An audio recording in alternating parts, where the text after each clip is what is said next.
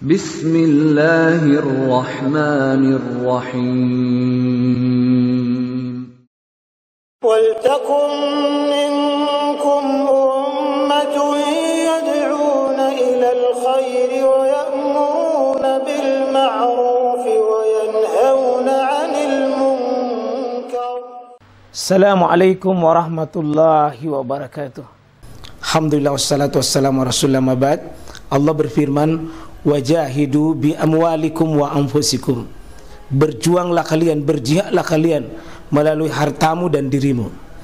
Hampir semua ayat-ayat berjuangan dan pengorbanan itu dimulai dengan bi amwalikum, harta kalian, harta kalian. Saya mengajak secara praktis dan kami sudah buktikan. Rp1.000 itu bisa luar biasa dahsyat. Bisa beli mobil, bisa buat kuburan, ya, bisa membangun masjid. Uang 1.000. Mari kita satukan uang 1.000 kita. Nanti kami jemput di rekening ini, insya Allah bisa kita buat. Di rekening ini, insya Allah kita buat sebuah kekuatan umat dengan Rp1.000. Rp1.000 dahsyat. Serba-serbi atau perbandingan mazhab tentang masalah udhiyah yang pada kali ini insyaallah kita akan membahas. Pertama, di masalah yang berkurban orang telah meninggal dunia, di mana hukumnya. Dalam hal ini ulama berbeda pendapat dalam 3 pendapat. Ya, berkurban untuk orang sudah meninggal ada 3 penjelasan para ulama dalam hal ini. Pertama, dibolehkan. Ini pendapat pertama, diperbolehkan dengan alasan perbuatan semacam itu termasuk kebajikan dan pahala kebajikan akan sampai pada orang meninggal. Dikiaskan dengan seperti sedekah untuknya, sebagaimana telah disepakati bolehnya bersedekah atas nama orang meninggal. Ini pakai kias bersedekah kepada orang yang meninggal, dan ini diambil sebagian dari oleh fuqaha dari Hanabilah atau Imam Ahmad pengikutnya. Terkhusus di sini yang paling populerkan adalah Syaikhul Islam Ibnu Taimiyah, ya, dalam kitabnya Al-Majmu' Fatawa itu di jilidnya 26, ini yang 306. Ini beliau memiliki pendapat dipopulerkan.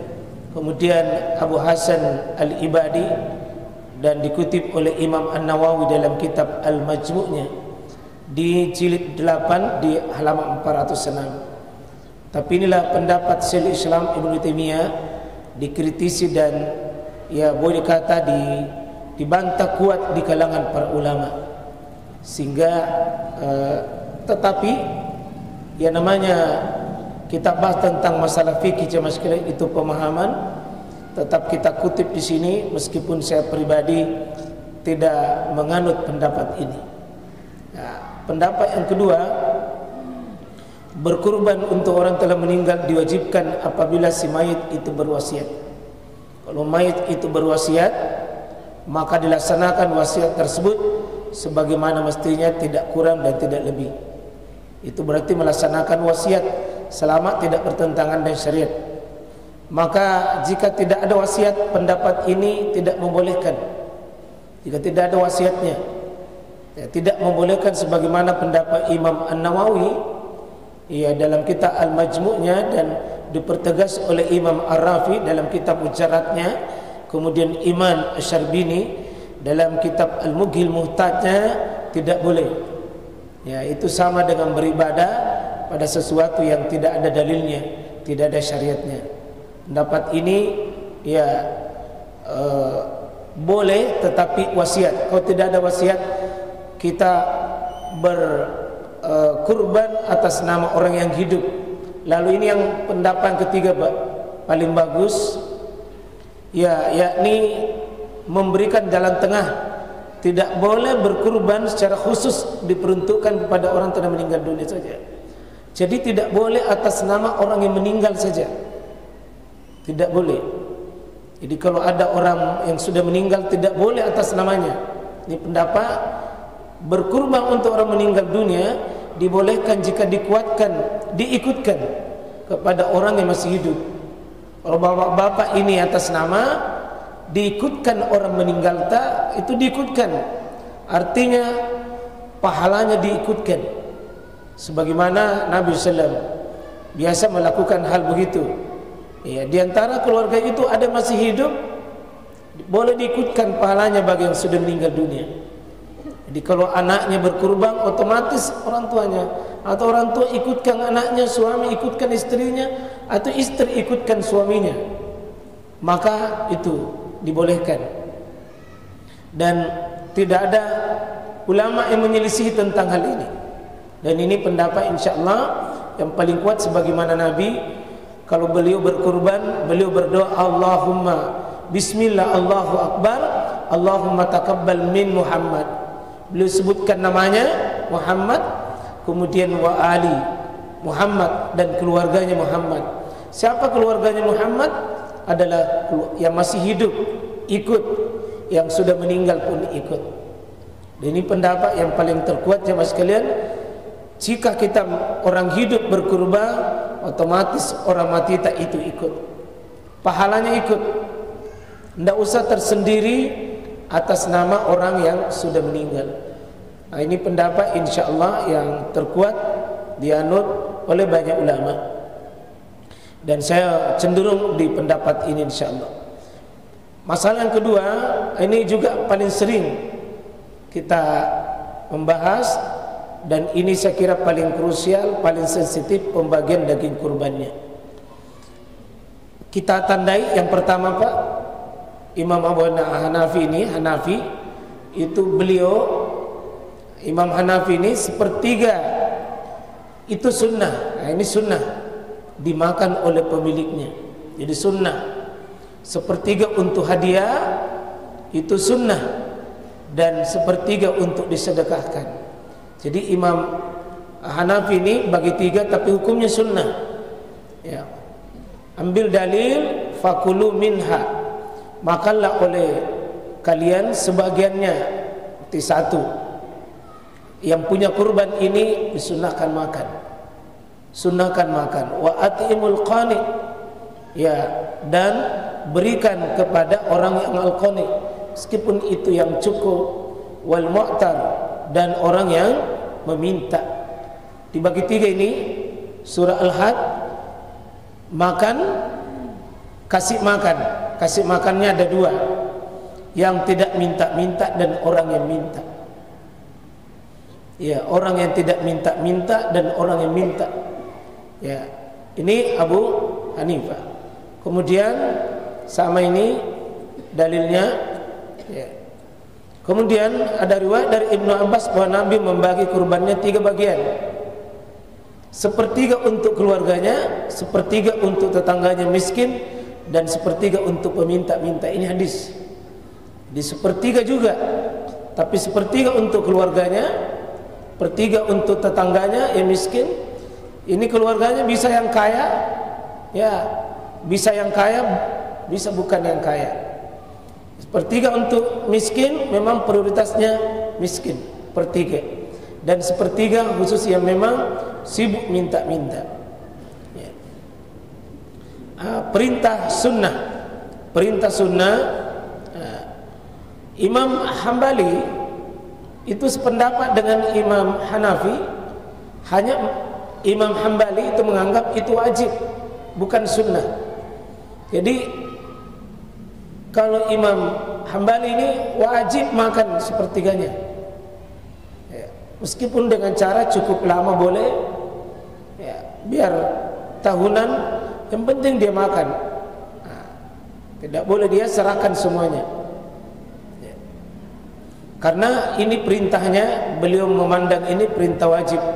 Fakulu minha, makanlah oleh kalian. Imam Hambali ini melihat perintah ini bukan perintah sekedar anjuran, tapi perintah yang diwajibkan. Sama tadi dalil yang dipakai oleh Imam Hanafi. Tetapi kalau Imam Hambali tegas, ini perintah wajib bukan perintah sunnah. beliau juga sepertiga. Ya, tapi bukan cuma sekedar minta, bukan sekedar sunnah, tapi perintah wajib. Kalau Imam Abu Hanifah tadi adalah sunnah. Imam Malik, nah ini Imam Malik tidak ada ketentuan dibagi tiga.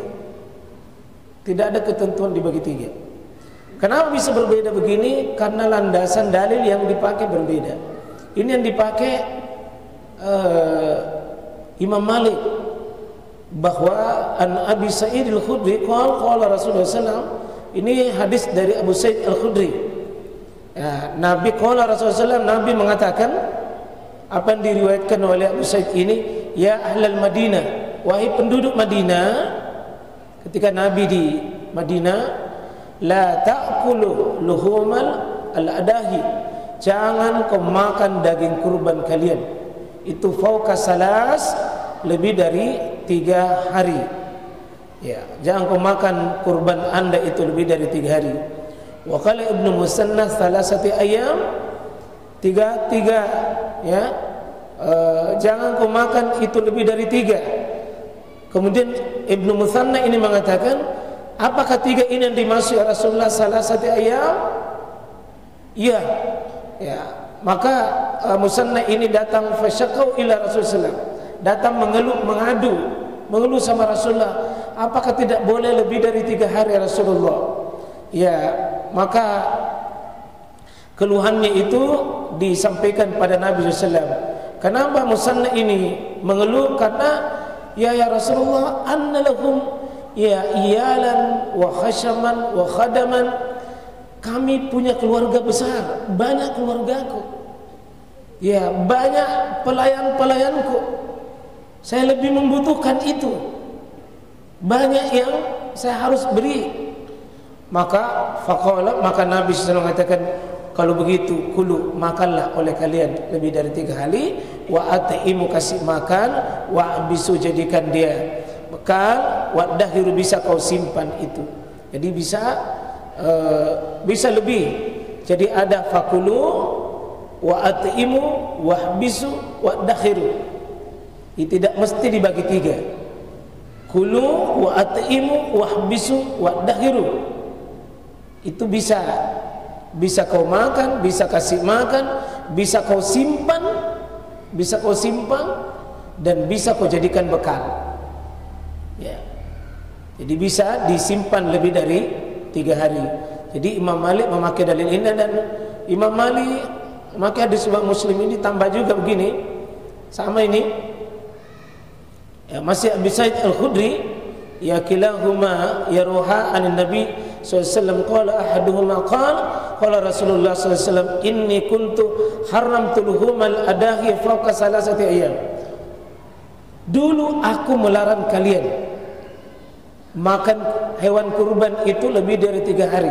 Dulu di awal Islam berkurban itu tidak boleh, karena masih kurang orang yang berkurban, masih kurang. Tapi setelah tahun berikutnya melimpah daging kurban. Setelah melimpah daging kurban, maka Nabi mengubah ketentuannya. Apa ketentuannya? Fakulu, makan oleh kalian. Bahkan daging melimpah pada saat itu. Maka Nabi mengatakan, watazawwadu, boleh dijadikan bekal. Misalnya dari Mina mau ke Madinah, boleh dijadikan bekal, dimakan dalam perjalanan, itu boleh diambil lebih banyak dibanding yang diberi. Jadi Imam Malik memakai dalil ini juga, wadakhiru masyittum, ya silahkan kamu simpan sesuka yang kamu memang butuhkan. Jadi Imam Malik tidak membatasi harus 1/3 diambil, boleh 2/3 yang diambil, 1/3 yang dibagikan jika sudah melimpah, Pak.